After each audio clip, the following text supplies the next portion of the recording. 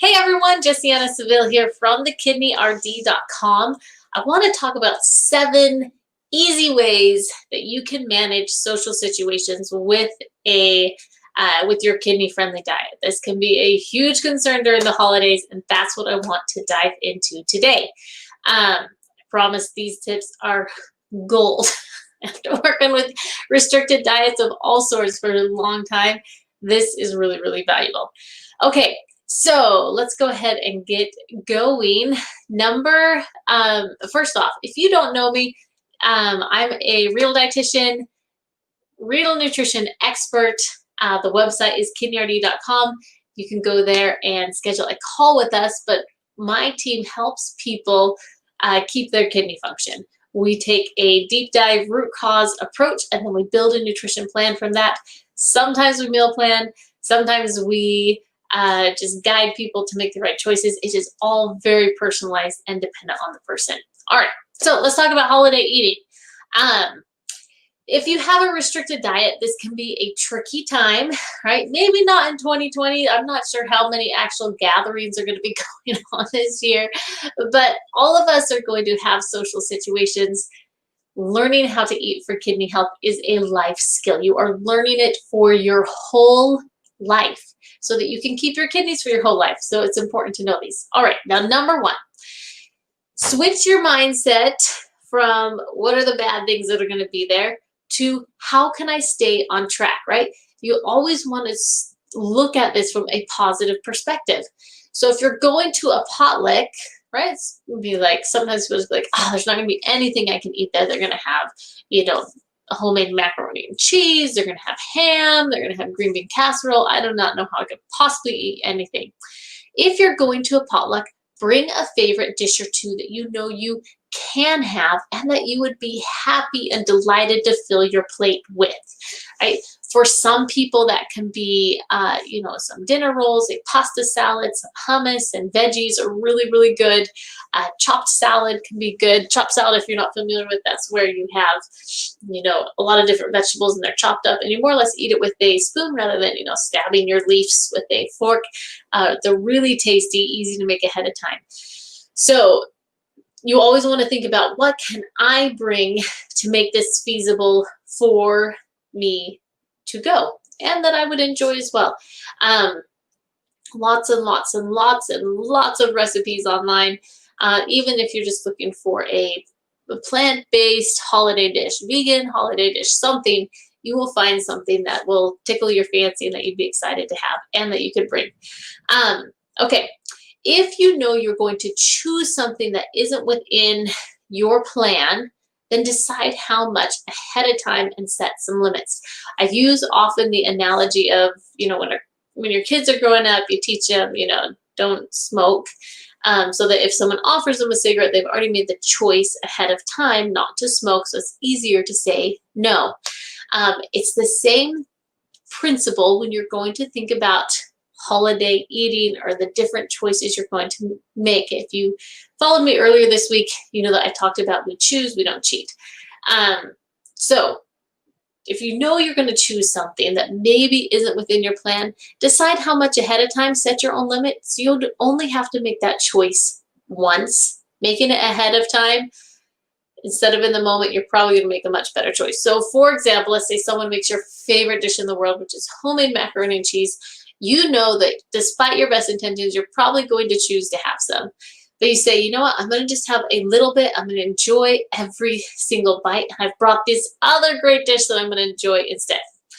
All right, so tip number 3, make sure that one day doesn't turn into 2, 3, 4, 5 a week and can never get back on track. If you're the type of person that loses momentum by allowing that flexibility, some people, I happen to be this type of person. if I'm focused on a goal and then I'm no longer, and I decide I'll just have one day off, it is very hard for me to restart. So for some people, that is your personality. Other people, they're okay moderating and then they get right back on track the next day. But if you're not that person, then don't let one day turn into 7, 14, 2 weeks, and then you're way off track and past your goal of keeping your kidney health. Number 4, use some humor when you decline holiday dishes. I talked about this yesterday, but this is such a great tool. So phrases like, boy, I do love turkey and gravy, but it does not like me, is a great phrase to use. Or you can use, I've seen this used sometimes, and I always think it's kind of funny, right? After a long love affair, I've broken up with whatever the food is, XYZ, and I really don't want to get back in that relationship right now. Sometimes using a little bit of humor will deflect the awkwardness of a situation. It can deflect a lot of questions about why and what's going on with you that you may not want to answer right then. So that's the other thing. You can use that humor. Again, that's not for everybody and not for every situation. That works really well for me in a lot of situations, especially if I know people really well, is that I'll just use a little bit of humor. Number 5, fill your plate with other foods, right? Sides, a lot of times, if you're going to a potluck or maybe there's a fancy dinner, sides work really good on a plant-based diet, right? If you had a rice pilaf and you had some broccoli, you can really fill your plate up with those if that's what's being served. If you're at a potluck and again you see that they have vegetables there, and then maybe they have, a fruit dish and they have a salad, you could really fill your plate up with a lot of those different foods and be able to stay on track and not look any different from anybody else. Another thing, and again, this just depends on the person and your personality and what kind of event you're going to, but sometimes if I know that it's, and I do this actually if I know I'm just not going to like the food, period, which I don't always like the holiday food. So sometimes I'll eat before I go to a social event. That way I'm not stuck with the hunger gremlins and I'm just like, I'm not hungry.